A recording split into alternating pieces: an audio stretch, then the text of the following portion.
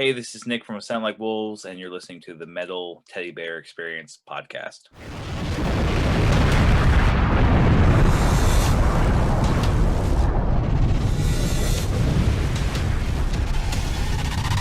The Metal Teddy Bear Experience has begun.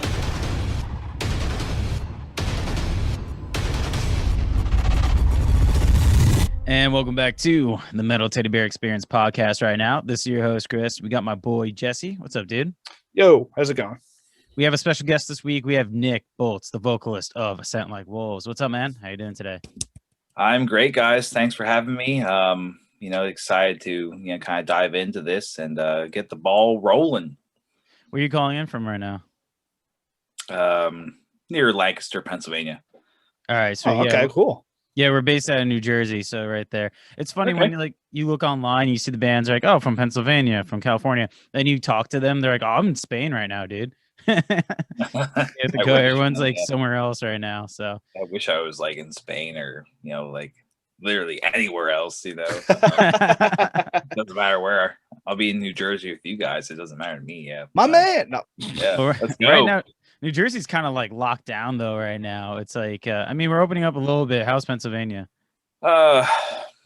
Same shit. Yeah, slow to open, but I think they're getting there very soon with some things. So actually crazy. I just saw this right before hopping on here. Metal Injection posted it. The governor of Texas said that there's no mask mandate for the whole state and shows can open up at capacity. Yeah. Jeez. I think Wednesday, he said.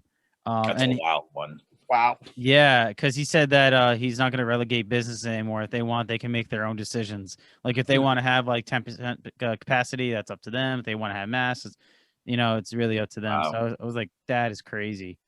That's pretty wild. I hope it works out for him. I will be waiting a few months. And if it works out, I'll go to Texas. If somehow no one gets extra COVID. All right. Next Wednesday, I found it. It's super COVID. Yeah, it's pretty crazy right there. And then Mississippi also, they did the same thing. They're running lifting the mandates tomorrow. Jeez. Yeah, it's nuts. So are you guys going to be playing a show in Texas? Never have Mississippi. I probably drove through that state 100 miles an hour. Definitely we've played a couple shows in Texas. Cool state to play in. I think last time was South by So What. Cool. Okay. The opening night. Very special show. It was my birthday. And that's about all I remember after the show. It was a great birthday. Yeah, it was a great time. Yeah, we played with Outline and Color and someone else. I wish I could remember, but I just kind of blacked out after a while. Fair enough. Good time. It's your birthday, though. You're allowed. Your birthday, you're on tour. That's what you're supposed to do. Dude, Rob Flynn's birthday is on Mayhem Fest because he has a summer birthday. So every time he played Mayhem Fest, he went all out.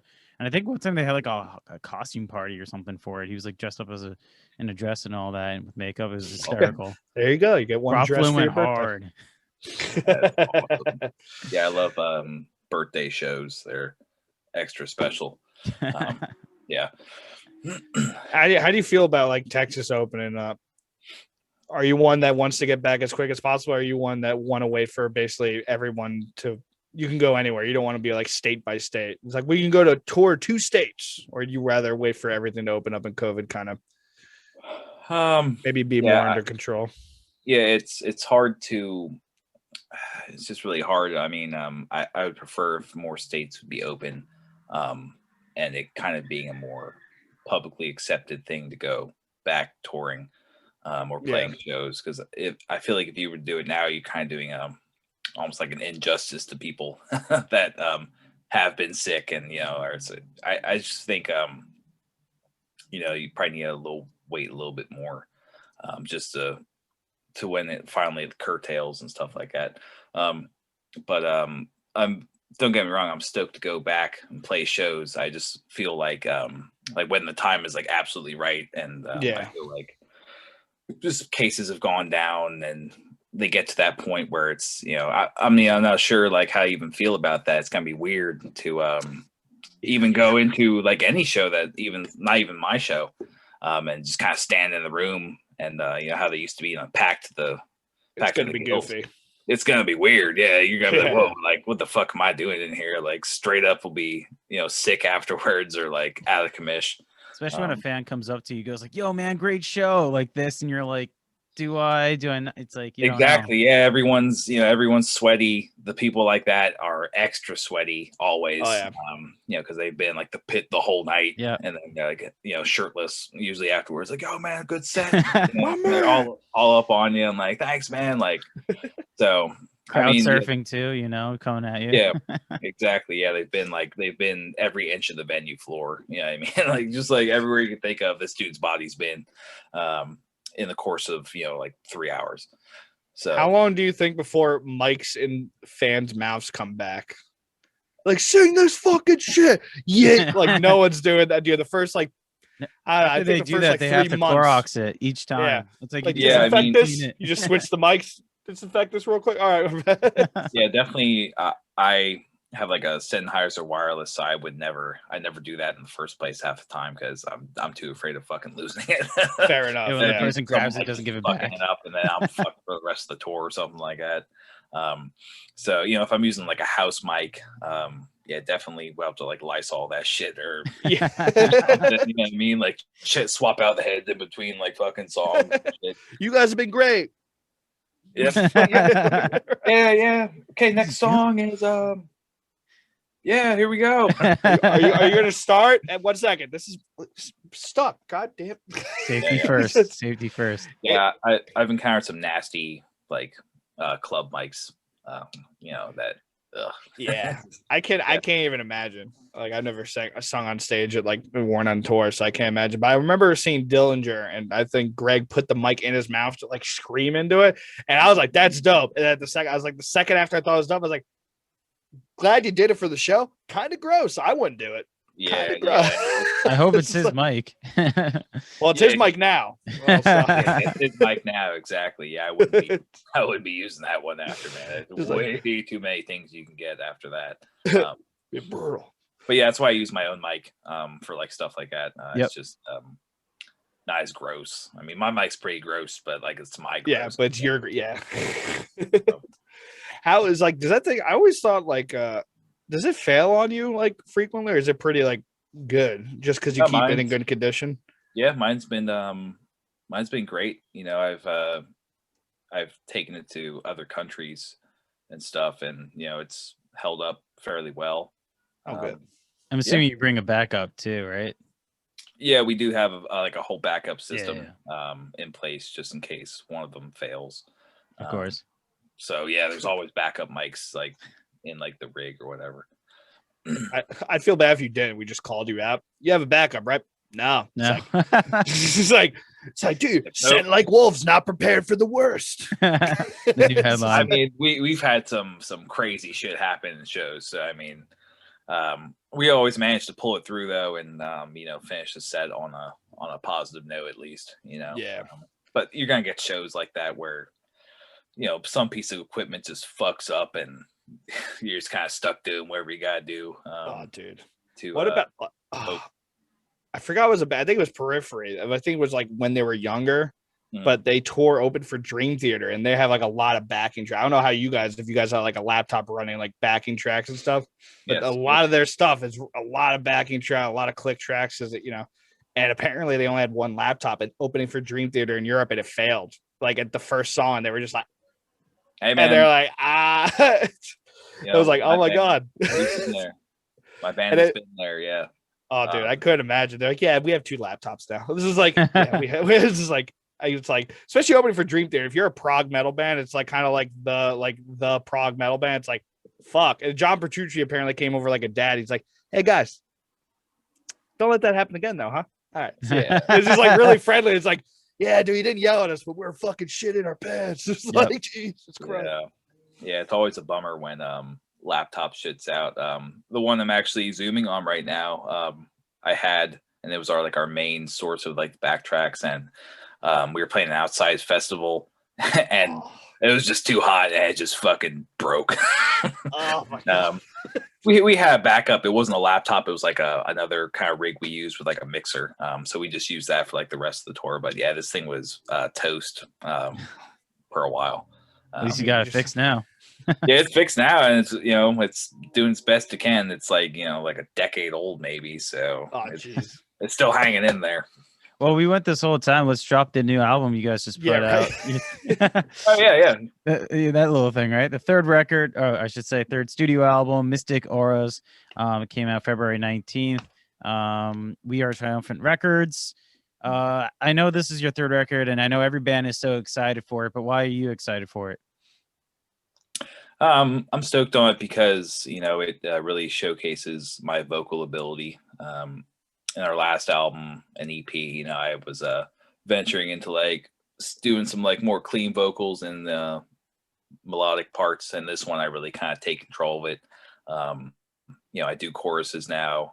It's really a neat dynamic because me and my brother are both vocalists, and he does swaps with cleans, then he swaps with like screams, and there's just so many options we can do. It's just nice to just I guess spice it up. I don't know. Yeah. In terms of like metal, it's a really weird phrase to use, but that's what I came to my mind. Yeah. So vocally, I just feel like this is probably my biggest accomplishment personally, and I'm really stoked that people can hear it and are enjoying it. Well, you mentioned like you and your brother do the vocals on it, and I noticed that like you came in the band in 2012 and he was in the band in 2010. So like did he not know you could sing when you made this band or something, or did he like recruit you? Like how did it happen? So we were recording our first album, and the story goes with Carson Slovak in Atrium Audio, a really good producer. I think they're building a new studio now as we speak. Yeah, he was like, I really wanted like a guest vocalist on this song, but like we have like this blank part in here. Like, he's like, can someone just like go in here and just like jump on in the mic booth and just like kind of yell this part? And that's exactly what I did. I just kind of went in there, crushed like 4 lines, and yeah, it sounded good. So it's pretty much like the whole story. And that's how you learn that he's like, oh shit, he's great. Let's get him in on this. Exactly. He has it. Oh my god, he has it. Yeah, I mean, yeah, it's probably my best take to this day. Yeah, that first take, I'm like, damn, I'll never be like that on point again. Yeah, but I mean, yeah, definitely, kind of like an origin story for me, in the band. Just doing that like that one part, and it's like, well, you should probably like take over some like more screaming so I can like focus on just like melodies and like choruses and shit. Like the singer shit, choruses. Gotcha. So yeah, that's my intro into the band, and I was like always a fan to begin with, but it was nice to I guess just join and just see what it was all about. I never really considered myself like a musician up until like that point, and then as I keep progressing, I just feel more and more in tune with like the music world. Well, so what's like the roles in the band? Because you guys have I mean, there's 5 members, right? Like, what do you guys do? Who's like the main writer? Who's the guy, like the idea guy? Like Jesse's always the idea guy in like our group, our dynamic. Like, what's it for you guys? So we have his name's Jeff. He's our guitarist, like OG guitarist. He doesn't do any touring, but he still kind of like works on riffs and writes songs. Just everyone kind of inputs nowadays. Blake, our other guitarist, has is really expanding into like a writing mode too. But I say Jeff and my brother Al are like the main like kind of like writing components in terms of like instrumentally and lyrically. At least in the beginning, more so than like me and him take over lyrical components now. But I think big part is Jeff, our guitarist, kind of like just makes these crazy songs, and then we kind of put our own thoughts into the song, and it becomes a track on the album. And how long did you guys work on this album? Oh man, I think we started recording like maybe March 2019. Damn. for like a first batch of songs, like maybe 3 or 4, and then we kind of went back in October of 2019 and finished a vast majority of it. And then Is that because of the pandemic? Kind of. I mean, I know the pandemic is like the past year, but is that delayed? yeah, so yeah, it basically did. Like once kind of like March rolled around, like this time last year, shit was shit was starting to get canceled, and just it was a terrible time for the music industry. So we kind of delayed our plans to release it in 2020 and kind of pushed it to the beginning of 2021. We did go back into the studio, I think a day in July or 2, to kind of just put some finishing touches on it. It's just weird going back because it was like right in the middle of COVID stuff and masks and social distancing. It's just a weird thing to do in like a studio. So yeah, it was recorded, I guess, a long time ago, but it's because of COVID we got delayed, and then but yeah, it's finally out now. So thank God, bro. Yeah, I felt bad for a lot of bands that like pushed it back because of COVID. Like I knew a lot of bands actually had it done. Like you guys seemed like you basically had it done, but just I guess didn't want to release it where you couldn't do anything with it, right? Until exactly. We didn't want to release it when the plan was kind of up in the air how to market it. It's like, well, like our show's gonna be back then. Like, I mean, they're still not, even though we decided like a long time ago to release it on the date of February. We kind of like maybe hoped by then. I think that was maybe back in July as well when we kind of set that date up.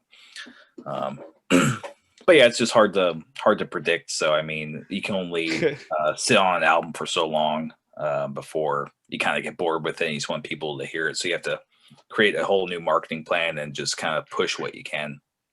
Yeah, you also don't want to do that thing where I feel like, you're in a band, you've recorded records, you probably say this, eventually you get tired of the record, right? Especially when you play it live. It's like you always know you want that fresh energy. Like you feel great. I'm gonna say when you do a new record, it's like these are the songs I want to show people. And it's like a year goes by, it's like I might not care about these songs as much anymore. It's like, come on, I kind of wanted to hear what people thought. And then you kind of go like, I'm assuming you guys kept writing. So it's just like, it's like, oh, I got this weird thing where it's like, I have these new tracks that it's going to be even longer for people to hear because now it's like, we still got to release this album. Yeah, exactly. So, I mean, it's just, it is what it is at that point. We kind of had the whole album track listing down and, just how we wanted the whole album to sound, start to finish, was cemented into place, and then it kind of just has to stay that way until you can get a marketing plan going. We released like singles from like October to January to kind of like hype people's interests up. But yeah, it's just how it turned out, and I'm glad it turned out that way. Well, it's here now. It sounds awesome. It's here now. Yeah. It's here. It's here. Yeah, well, I think it was really cool. It's like I saw how many guest spots you had, and for people who don't know, you had Matt from he's formerly of Novelist, and now I think he's still in the band Salem. You had Brian from Currents, you had JT from Era, and then you had Booka from Make Them Suffer. Like, how'd you get all those people? Like, are they just friends? You just hit them up? How'd it go? Yeah, so like a vast majority of them are like we've played at least a few shows with before. So recruiting for like all that stuff started like a long time ago too. Especially Matt from Novelist. We played a show with him, I think at Philly, Voltage Lounge, and he was very sick on the show. And that's what my brother does. He kind of just like nurtures those connections and just keeps in touch. And then when we think we have a spot in the song that's good for a person, we kind of reach out and be like, hey, you want to like jump on this and like put your input in? Usually they'll say yes, and then it just goes from there. But Matt was very cool. His part, he killed it. Probably one of my favorite parts on the album, to be honest. But let me see. JT, same way, we just kind of like reached out to him like, hey man, like we have this part in the song. We're really trying to get like a lot of collabs on this album just to make it just have people interested in it, like as many people as possible. Kind kind of like what they do on like rap albums and shit. Yeah. Dude, I was gonna say, I mean, male bands never do it. yeah, Jost Yeah, always I talks mean- about that from Hatebreed, and that's why he always is like, "Oh, metal should do that more often." And that's how I really got excited when you did these, because it's not like you just had random people; you had like really good people on the record, really good artists and bands. Yeah, so I mean, I think it's important. I just never really understood like why like metal bands don't really kind of like dig deeper and just get people on their songs. It can only really kind of enhance them. I mean, very rarely does it bring a song down, like where you're like, wow, that guy. Yeah. It comes in and just ruins it. So you guys had Ryu too from Crystal Lake, right? yeah, he was on our previous EP, Spirit Vessel. Yeah, that was sick. Very cool guy. Like probably one of my top favorite people of all time. Dude, what a gangster of a vocalist too. Holy shit. That's what I meant. Yeah, Like, you guys just keep crazy, getting all the best guys. Yeah, he's crazy. Yeah. He was definitely, I remember when his feature came in, like whenever like he got the song done, I was like, holy fuck, man. Like straight up cool dude. He even got I think it was like our last day of tour in Japan. And he came out and actually did his fucking part like on stage. That's like awesome. that day. Yeah, like in like Japan. I was like, fuck. He had like a show, like an outdoor show that was canceled that day due to like heavy rain. So okay. I guess he like surprised us. I only found out like the last like second to last fucking song that he was like, oh yeah, he's in the fucking building. I'm like, what? Get me, bro. That's so So awesome. yeah, it was great to perform like a song like that with him. But yeah, I mean the people on like this album, even like JT Bryan, like my brother knows pretty well. So he's like just reached out to him like hey, can you guys like fucking lay down a slammer here? They're from Pennsylvania too, right? I thought so. I think they're mostly JT.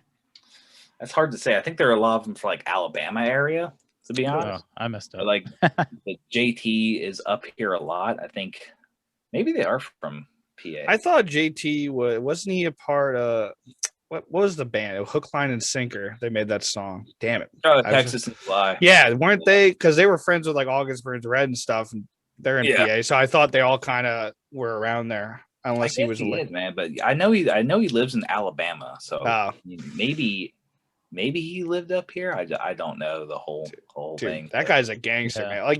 Like Chris said, like the people you got on this album. Yeah, and also you think it's like going back to the why metal bands don't, besides maybe just extra work of just reaching out. You think it's like kind of like an ego kind of thing of people not wanting to let people touch their stuff, and also metal isn't just as like you don't do like just verses, right? It's like, hey, come and do a verse. It's like when rap where it's like literally we just got a verse, man. Just come say whatever you want.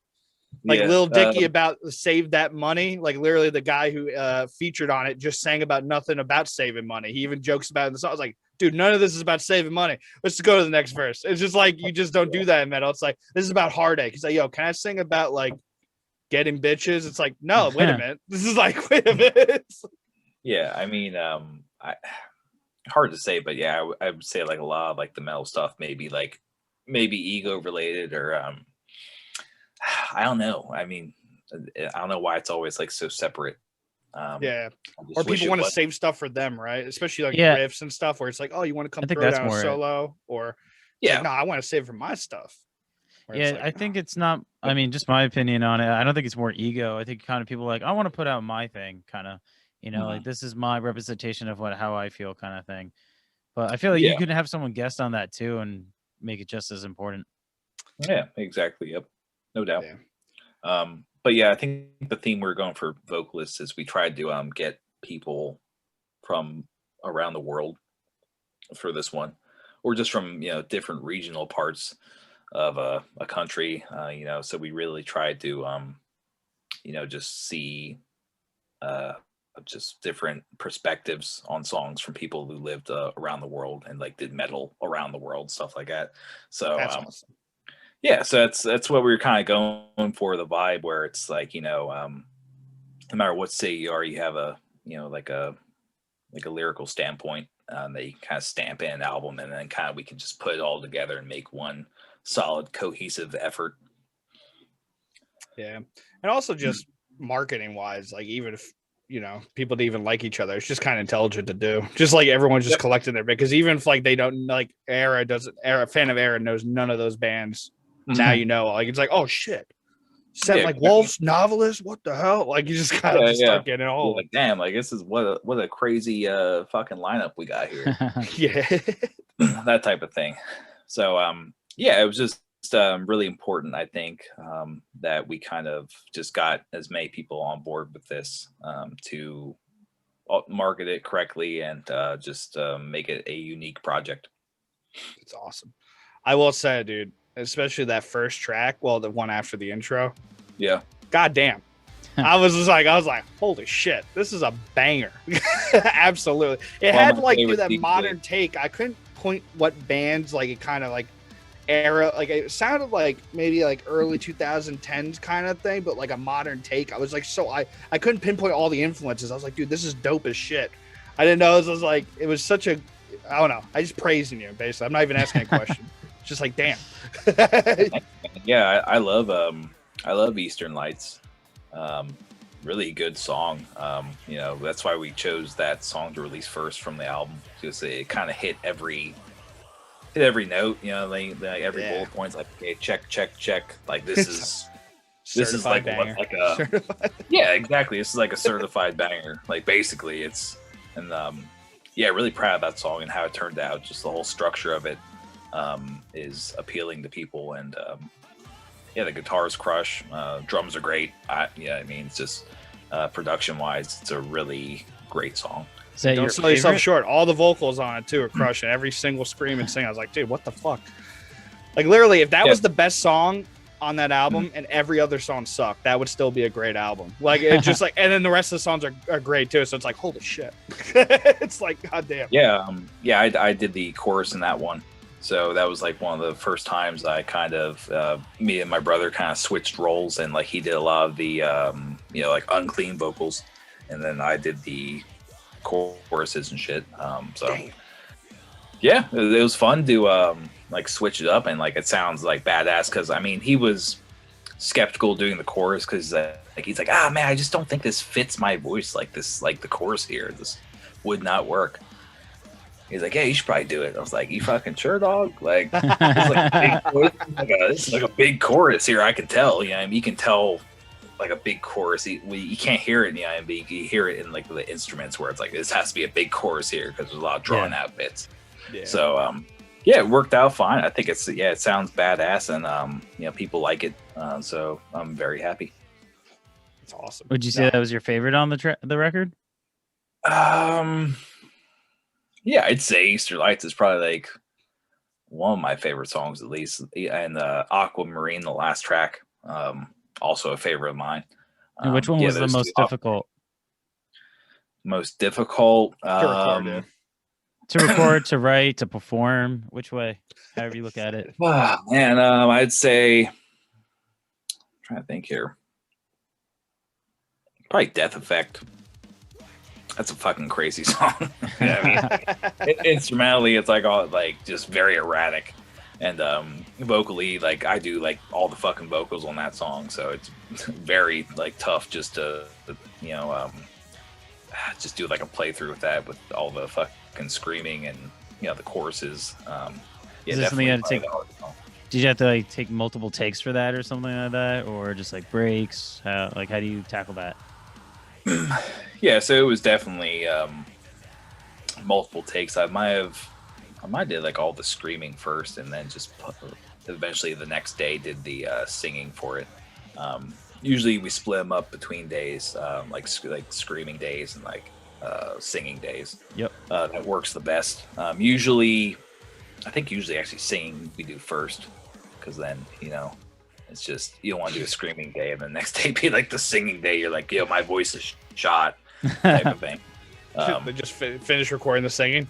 Now you could shred your vocal cords. Go ahead. Yeah. So it would happen with my voice a lot. If I kind of stayed dormant for like half an hour after screaming, I couldn't get back to the level that I was at.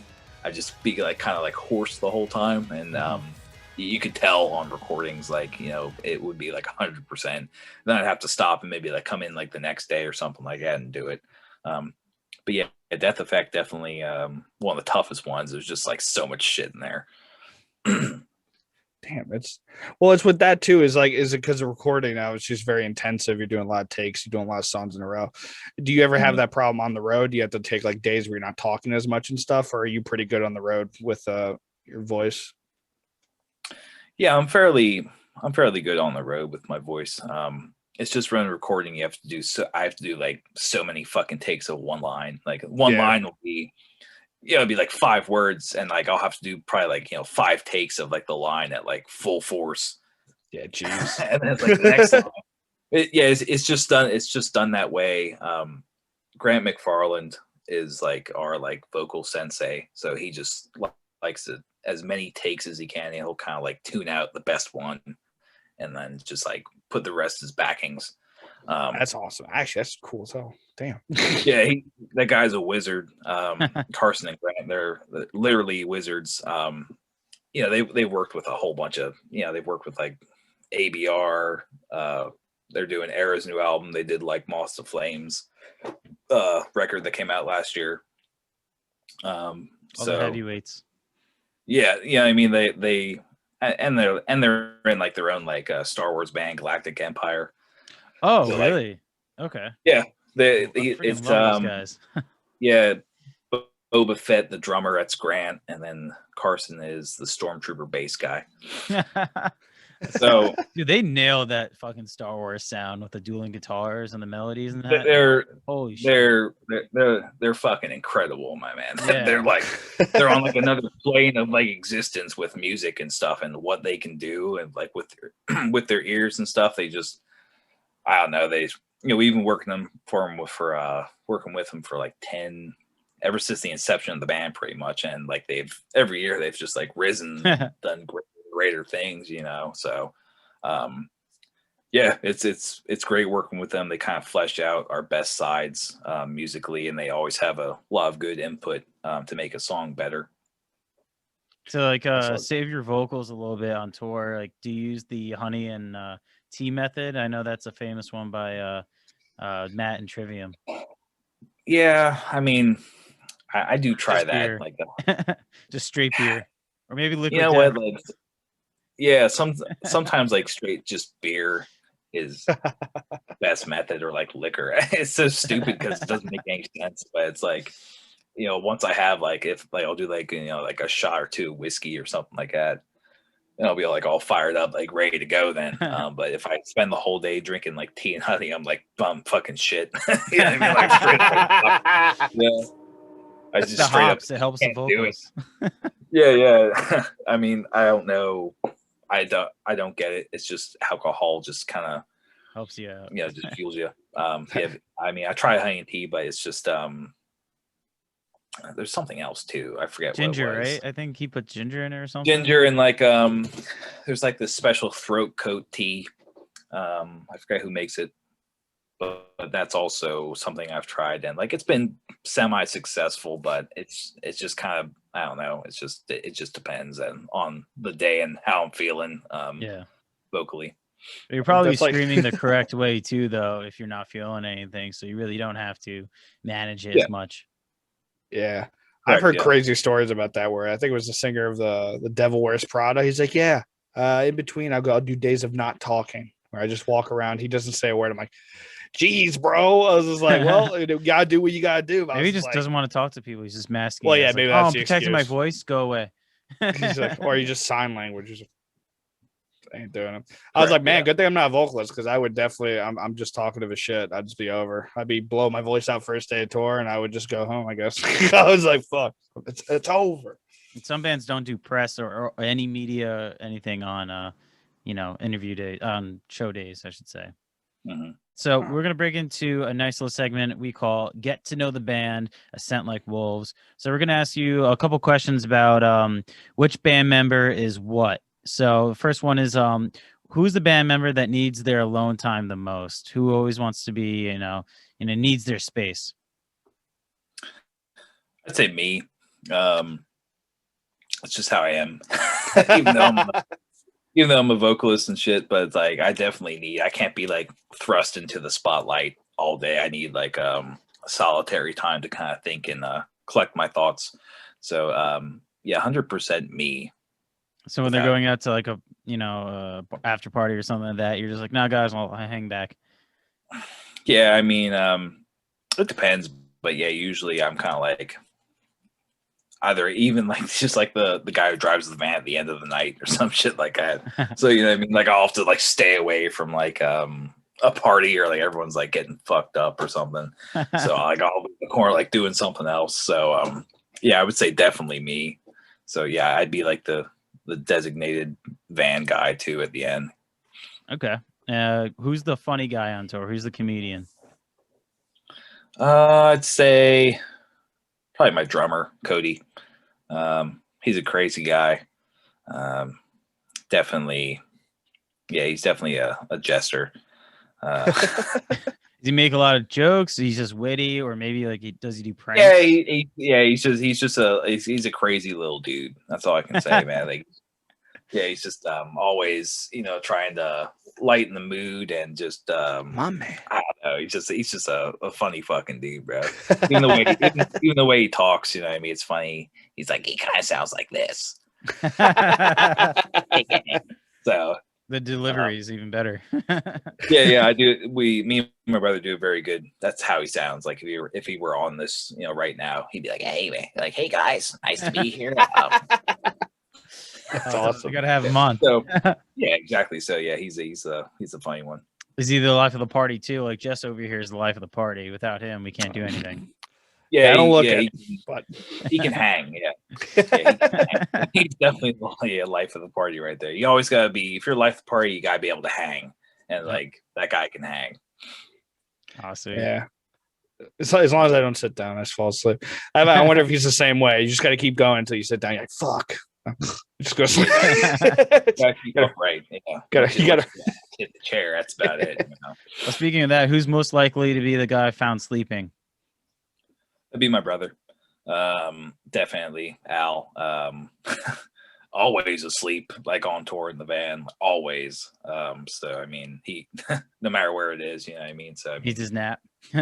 Yeah, he's on 100% the sleeper, or passes out while getting too fucked up. Yeah, I mean, it's just he's always asleep. Yeah, it's like so crystal clear in my mind, like goes straight to him. it's just easily him. Yeah, it's just always homie's always asleep. So. Yep. That's awesome. Okay, who's the guy who complains the most? Complains the most? Or who's like kind of negative, the pessimist? I mean, in the past, probably our old guitarist, but he's not in the band anymore. So I mean, probably why, right? Yeah, I mean, yeah. So I mean, but yeah, he was a cool dude though. But yeah, everyone has their like strengths and weaknesses on tour. Yeah. Cool. And who's the guy who's always hungry? Who's the guy who only wants to go eat? That's my brother as well. So yeah, he'll always be like scoping out like fucking places to eat or like hungry as shit. You know what I mean? So I mean, part of the fact is like he has like diabetes and shit. So gotcha. He has to eat. Otherwise, blood sugar, right? Yeah, exactly. Or he's basically useless. So he always has to find some food. Otherwise, it's like game over. Damn. If we have like a show that night, so he always has to be like fed with something. So yeah, definitely he's the guy always cruising for like Taco Bell or something like that. Or my man, Taco Bell. Yeah, there you go. How is that? How hard is that to deal with on tour? Like for him, obviously, or anybody. Is it mild like diabetes, or is it like if he just gets fucking destroyed if he doesn't like keep up with his blood sugar, basically?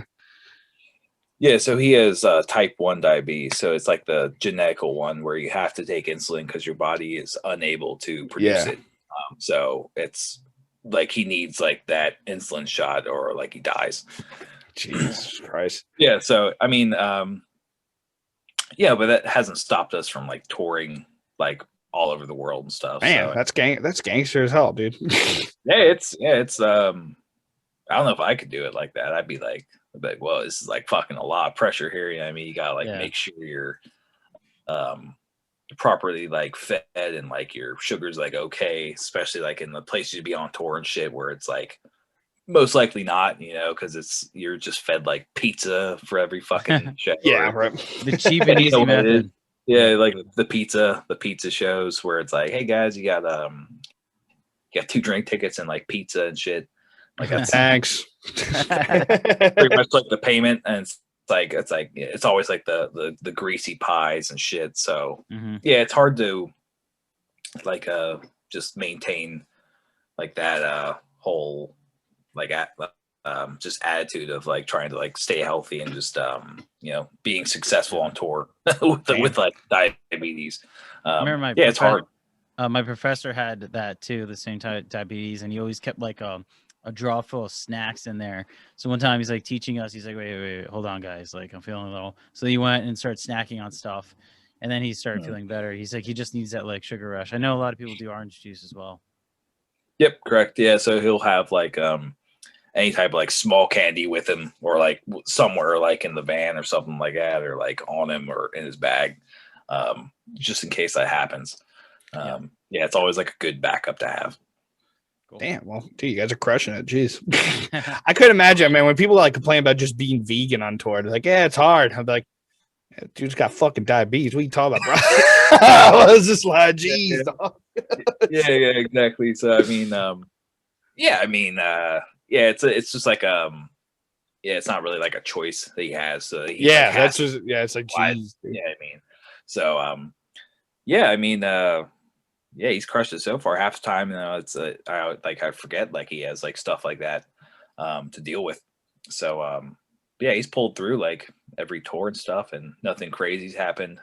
I mean, awesome. Except for like, you know, when we get like too fucked up in like other places. So I mean, well, just speaking about like eating pizza every night, that's what they give you. It must suck if you have like a gluten allergy or something. You can't eat pizza.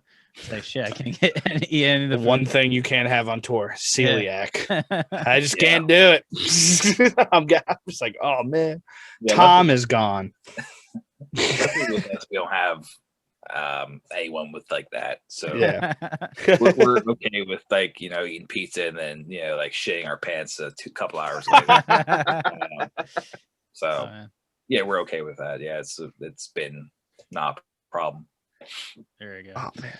All right, so breaking into another segment we call the 3 random silly questions. We ask you 3 random silly questions.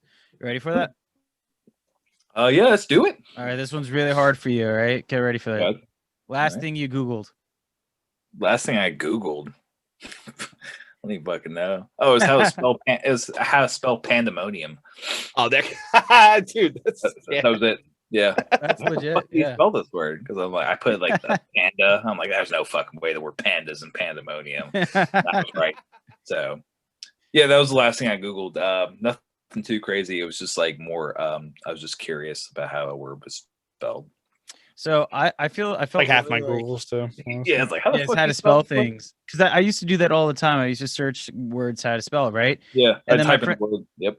Yeah, but my friend, she's like, oh, you know, if you just right click the word, most times it tells you what you're trying to spell, right? I was like, what? So if you're trying to spell pandemonium, you right click, it will come up like, oh, do you mean this? And you're like, yeah. And I was like, holy shit, you kidding me? I've always been opening tabs, looking it up on my phone, like trying to learn how to spell it. Crazy. I was like, no, Chris. That wasn't the last thing I Googled. My bad. That was earlier. It was the Imaginarium of Dr. Parnassus. Dude, wait, yeah, Heath Ledger's last movie. Yeah. I don't know why. I don't know why. I must have been trying to look up a character in that or something like that. But dude, I never thought. I haven't heard that about that movie in so goddamn long. I know, now you have. Isn't that crazy? Dude, yeah. I saw Dark Knight. I was like, man, he was so good. And it was like, this is his last movie. This is an actual last movie. It's like, I gotta fucking say it. And I just like ran around trying to find it. Yep. Yeah, so that's the last thing I Googled is, I guess, the cast. I don't know why. It's in there. I have it. You know, it's proof. What about you, Jess? What do you got? I'm gonna throw had to hang a post. I got like a frame. I was just like, hey, I suck at finding studs because I'm just an idiot, I guess. I was just like, wait, you just put anchors, right? I just wanted to like make sure. And then, yeah, obviously you can see how useful I am. Also, it's bad when you Google, like speaking of Googling words, I don't know, man, maybe you guys are just really smart, man. I have problems sometimes Googling words because it's just like, I spell it so bad where you're just like, do you mean this? It's like, no, this. It's like, dude, you're losing us. It's just like, been there, you're man. supposed to do everything, Google. Yeah, definitely been there before. And then I'll just give up and then move on to my next subject or something. Yeah, it's like I failed this one. Also, I'm looking forward to asking this question to somebody else that doesn't use Google and uses Bing, and I hope they have an attitude about it. Last thing you Googled, you mean Binged? I don't use Google. It's like, all right, floating above us, or even Yahoo searches. Man, I forgot about Yahoo search. If they use Yahoo search, they can get off the podcast. They would end right there. Get out. Yahoo search. Oh man. All right. Question number 2. What's your favorite angry song? Out of like every angry song? Yeah, like one that makes you punch dance in the forest by yourself when you're upset. Fuck. That's a tough one, man. I don't really have like too many angry. Oh, maybe fucking I can't think of it. I'm gonna have to look at my playlist here.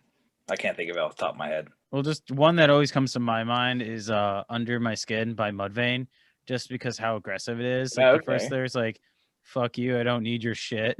Likes to see an arrogant. It's just straight off angry. That is actually how that begins. Yeah. Fuck. Can't even think of a fucking angry song. I'm like, wow, this is fucking brutal. People say fucking Hostile from Pantera. I've seen that. You know what? I'm just gonna say Saint Anger by Metallica. Now that's an angry song. Hear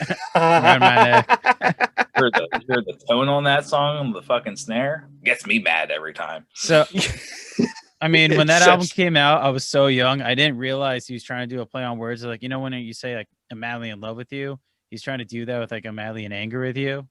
I had no idea that. I had no idea that was what he's going for. I was like, wow, that's corny as fuck. Yeah, I just realized that right now. But yeah, that's fucking corny. I just imagine too angry song. Get you hyped up and just angry. It's just like, yeah, the snare drum just pisses. That's amazing. Just a song that just gets me angry at life. I'm like, what the fuck? Me off, dude. I'm like, what the fuck, bro? Like, why? You know what I mean? Yeah, speaking of that snare, have you saw where they put the snare into other songs like Meshuggah's Bleed? They'll take the anger snare and replace it in Bleed, so you just hear like ding, like every time Meshuggah does for Bleed. It's hysterical. We call those people anarchists. They just want to see the world burn. No, I'll say, man, no thank you. No thank you. I made it as an alarm just to like piss off like my girlfriend before, and it's so funny. She looks like, shut that shit off. Jeez, so funny. That fucking hot garbage off. Bro. I don't know whose idea that was for that snare. I don't know if it was like Lars Ulrichs or like Bob Rocks or something. No, it was Lars. Fucking hell. Bob Rocks probably like trust me, bro. Like we can't do this. Like overriding him. Like it's my fucking album, man. Snare's like Metallica. I fucking want it. And he's like, look at your check. Whose name is on it? That's right. Put the snare like that. Like, God, I would have been like, dog, we're making a fucking mistake here, man. You'd be Kirk. You'd be like, can we just put solos? No. Yeah, exactly. Please put solos. It's kind of our thing. Yeah, exactly. All right, question number 3. How much sawdust can you put on a Rice Krispie treat before anybody notices? How much sawdust? Most random one for last. There we go. I don't know how to answer that, man. I'd say maybe a few grams or something like that. I think we got a teaspoon in. I think we get 1 teaspoon and just be like, fuck. Well, because it's so sticky too. Depending if it's like a homemade one or the the store-bought like Kellogg's one, you could probably get a good amount like in between too, like will fall in like. I'm saying a couple grams, and that's like my final answer. If this was like who wants to be I'd like a couple grams. I'd be like, I wouldn't be phoning a friend or anything. I'd just be like, I just know that shit. Like, imagine phoning a friend for that. They're like, what's the question? How much sawdust? You just repeat it to me. It just hangs up on you immediately. Like, that didn't help at all. Oh. Yeah, I would just know that. That's my final answer. So actually, you're both wrong. Actually, Rice Krispie treats are just made out of sawdust, so it's actually the whole thing. It was a trick question. Imagine you find out what it's delicious. Who would have thought? they are delicious. I agree. It's disgusting, actually. Like, I remember someone, like, I never had a Costco like membership or like BJ's, but I think I went with you, Chris. You had one at one point, and I bought like the 30 pack, like the whatever, that big box. I was like, I just kept eating them. I was like, dude, no wonder I look as fat as I do today. I was like, dude, it was all thanks to the 30 pack of Rice Krispie treats all back in the day. Well, you could just scarf them down just like popcorn, like it's GameStop. But all right, so that was the random silly question segment. Hope you enjoyed that. Before we let you go, what's any upcoming plans for Ascent Like Wolves? Is it live stream show, anything like that going on? I don't think so, man, to be honest. I think we're just working on probably new material soon, to be honest. Probably gotta record a couple songs in a couple months, see where we can go from there, marketing those and kind of just staying relevant. Do you think you would drop singles? You know, because that's like a popular thing to do now, is they drop a couple singles. Then yeah, definitely. Yep, I think we're probably heading that route, like the single route, at least for now. Because like once you put out like a fucking album, you're like, man, like this was exhausting, bro. Like straight up exhausting. So, well, this album was a concept, right? Yeah, about basically your desires and what drives you to them, stuff like that. That's the tagline I say in every show. So would you still be able to put out singles if you guys did like another concept record, or maybe it wouldn't be a concept because you're dropping it as singles or EPs? I don't know. It's hard to say where we'll go from here, to be honest. I mean, maybe we'll have a completely change of heart, just kind of just write based off whatever. I know like a lot of our writing from Mystic Horrors was based on just like pop culture, TV, anime type of things. So, I mean, we always like to incorporate that into our songs in any way we can. So, maybe we'll continue on the path, or maybe we'll just diverge completely into something unknown. Hard to say. Yeah, it's also the single route's not bad, especially because it would be awful if it lasted that long. But God forbid COVID just goes on another year and a half or so. It'd suck to finish another album and be like, we're back in the same boat. What's this? Yeah, I couldn't even imagine like releasing 2 albums like during like the COVID times. It's like you can't. I mean, you just can't. It's like almost like career suicide. You'd have to wait. Yeah, it'd be insane. You have to. Like you can't I mean, especially bands like like I know like Moss to Flames released that album in like October or something, and no one's heard that shit live because it's just you can't. So you just have to wait. I'm sure they have a whole bank of shit already recorded for like the next album. So it's it's just a waiting game right now. We wish everyone the best though for that. Sucks. Yeah, I can't, dude. To any bands out there that did that, you wrote somehow 2 albums or almost released 2 albums in COVID. I feel bad for you. That'd be terrible. Yeah, that's it's just very, especially because people's attention spans. It just sucks. Like I don't know. I have it. Like it's just like you just like so much content hits you at one point. You're like, Jesus Christ. Like there's too. I don't know. Like I always said, there's too much good music. It's just literally like you can get lost in good music forever. It's just like you just go in a rabbit hole where it's like, Jesus Christ, man. That's why I kind of like the single route. When a band releases a single, I'm like, all right, it's only one song. I could check it out. And then once you find that, or even if it's like a 3-song EP, like it's only 3 songs, but like when a band puts out a new album, like, all right, I'll listen to that when I have time. Even though I always have time, you know what I mean? You do have the time. You always have time. Yeah, I mean, it's like, for like 4 minutes of a day, you'll be fucking sitting, just like not doing anything. It's like, listen to the song. It's like, well, I'll do that later, though. You know what I mean? Yeah. Or like, I always say on the podcast, I'll get halfway through an album and I'll be like, oh, I got to do something. And then a year later, I'll finish the album. Like, I had this out for a year. Are you kidding me? This is all amazing. I'm like, oh my God. I think I did that to a Born of Osiris album. I had it for like 3 years, the physical CD, and I finally finished it. I was like, great. I was just like, I could have been listening to this whole time. Yeah. Fuck. Wild. Yeah, but that's happened to me before too. Oh. Where I don't realize an album's potential until like years later. I'm like, fuck, why not listen to this album the whole way through? Like, I'm so mad. Yeah, it's not even because it's bad. Just literally like just something else happens. Like, oh, I gotta go do that, or just something. It's like, oh, and then just forget to go back to it because again, there's too much. Also, you gotta listen to old music too. I don't know about you. I love my old music too. I'm like, I gotta listen to this stuff from 2012 Can't or fit 13. everything on a playlist. Damn it! Where is my iPod? Maybe that's my problem. Well, just I to have an name iPod. drop the album again, Mystic Auras came out February 19th. We Are Triumphant. Are you guys still working with We Are Triumphant? You guys still signed with them? I think our deal might be ending. I think that might have been it. So I mean, Are you guys searching? Are you guys going to do the DIY kind of route?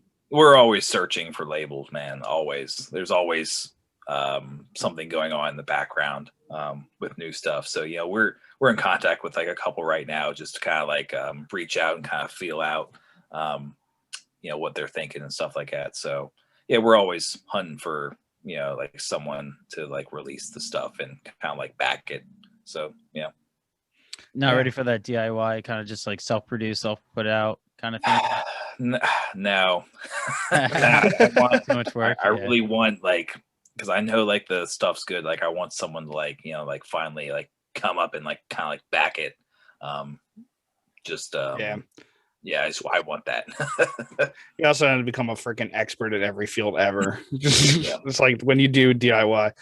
But you just got to keep doing like your second favorite song off Saint Anger, Frantic. You just got to keep on searching, dude. Yeah, I thought. I was like, wait, that's a Metallica number song. 2. Yeah, Frantic. I was just like, wait a minute. Keep searching. I just kept hearing it in the distance. I was like, is that Frantic? God damn it. Man, well, I know some bands will do like that. They'll put it out themselves, and then they'll hire like PR companies and distribution kind of do like that because it's still less money than with a label. I mean, every label contract is different. Some people pay more, owe more kind of thing. But I hope you guys find a label, find a home for yourselves, or if you stay with We Are Triumphant. Yeah, it's up in the air right now what we do. I guess it just depends on where the music market's going, and I don't know, stuff like that. Not a bad time, dude. Not a bad showing. If it's like almost like fight contracts, you guys got to score to like a first round knockout in the first 10 seconds with this album. So I'm sure whether We Are Triumphant wants you still or any other label, glad this album's a banger. So I'm sure they're going to be going after you guys. So thank you. And also, it was an honor for to interview on the. Thanks for coming on the podcast. Yeah, if you happen to make another album during COVID, come back. We'll be here. Time, man. Yeah, I'm always down to come on a podcast and shit. Like for this release, we've done as a band like more than any like in our like career and shit, just because it's a lot of, you can only do like stuff like virtually and shit right now. Yeah. So I've done like a few, and for the most part they've all been like really cool. This is like a really cool one. Yeah, dude. It's especially when you got the prolonged. Like I don't know if I could ever do a 10-minute one. Like Chris over here, over wherever side he is on the screen for you guys. Chris over here, he's good at the 10-minute ones. I talk too much. I'd be fucked. I'd be like, you got 5 minutes. I'd be like, 5 minutes. That's how I say hello. 5 minutes. Okay. No doubt. Yeah, radio is tough. But dude, thank you so much, Nick, man. This is great. And if you ever want to come back, like Jesse said, so be it. Come back. We'll love you here, man. Thank you so much. Thank you, guys. It's awesome, man. Have a great day. All right, you too, guys. Keep it real. And welcome back to the Metal Teddy Bear Experience podcast right now. Your host, Chris. We got Jesse. What's up, dude? What's up? Woo-woo! Every time I die. Wait, what is this? Yeah, if you can't tell, Jesse really likes Every Time I Die. Not only does he have the flag behind him, but he also has a shirt. And if I move my head, you can see Jordan's poster. Now it says the ghost inside, but Jordan from Every Time I Die drew it. So we're Every Time I Die fans on here. I wanted to get that poster so bad. That poster's dope. Yeah, I was really first it wasn't available, and then he like added something like color. He added something to it, right? He revised it. Then he put it out limited. It was great. And shout out to him as well. He put a Jolly Rancher in there and said, "Have a great day," which whichever one. So it was awesome. Did it melt on my dresser because it was like 90 degrees in my house? Yeah, but Possibly. thought was nice. Was it sticky? Could you say I got caught in a sticky situation? Maybe. Yeah, I got a few posters when we went to the boat show. I think I have one at least. I might have two. Speaking And I of gotta boat, buy you got Fran- I gotta buy- mastodons, right? When we went to the show, I thought you got a mastodon one. No, I didn't. I got it at the boat Oh, okay. because they had extras at the boat, and I bought it there. I'm on a boat. And then I think I might have bought the boat one. Oh no, I got like 5 posters left. I Just still gotta think put of this frames. though. Just think of this. At least All right, big brain. for a while, like I would say a while, we're not gonna have any more boat shows like that anymore. Yeah, it's I'm not gonna lie, I wouldn't mind coming back to a boat show. Like when Coming everything is free and clear, like it's truly good. Like, you know, Texas, you could do. I'm not gonna judge anybody, you know, if it works out. I hope like honestly, I'm not gonna be like, I know people like want to excommunicate like bands who try to do it and stuff. I'm not getting political. I'm just personally what I think is like, you know, the band chose to do it. I wouldn't do it. People are going to the show. I wouldn't go to the show. Like, you know, like I know New York was rumored to open up. I'm not gonna lie. Do you have the same mindset as Texas, where he says they should make their own choices and own decisions? Sometimes I just like personally, if I had say over it, I would be like, if venues are gonna open, you gotta do reduced, especially, you know, it's just like, and maybe not be genre biased. Like you can't allow metal shows because people are just gonna get drunk and then they're not gonna follow the little box seat shit. They're just not gonna do it. Like you have to have metal shows at full capacity because people are just, well, maybe even rock shows because people are just gonna, dude, you like the band? Me too. And they're gonna wrap their arms around each other and point at the stage and sing. I don't think that's just regulated to rock and metal shows, because we even talked to security guards at like, you know, certain venues, and they said like sometimes those like hip hop shows are like the worst. Like we have so many fights break out and stuff like that. Well, yeah, but then you could have the same concept too. Be like, dude, you love this shit, yeah, like, you know. Yeah, something. but I feel like I feel like moshing is just such an inherent part in crowd surfing. Like it is in other places. There's EDM. EDM is literally just a gigantic nerve. You take drugs and you just fucking feel everything. And then you do that with a couple thousand people, and you guys just like leave, and then you had an experience. Good for you. But like, I don't know. I feel like it's so inherent. Like it's like, you know, like the stories with like Slayer. They went to Japan. It's just like all seats, and like, all right. And then the second they play the first note, they just like literally get up and rush the stage. It's just like, what, you know? Yeah. And maybe I could be wrong. I don't know. I just know, like, I'm not gonna, you know, personally, I'm just gonna be like, you know, what are you going to do? I'm just like, if they're going to do it, I hope it works out. I hope magically there's no COVID cases that come for it. That'd be amazing. You know, I know people like buy the COVID test and they take it at the door of like, I know, sir, I've heard places doing that. I know not everyone has the money for it. Maybe you could work it into the ticket if you're going to go through this. Like a rapid test? Yeah, you got to buy your own test or something. You got to like put $10 or $20 to it. They do it at the door. They have the machine. They make you take it. They have a nurse or something. And, you know, can you do that at full capacity? I don't know. But if we're going to go through with it, maybe those are something you could think about.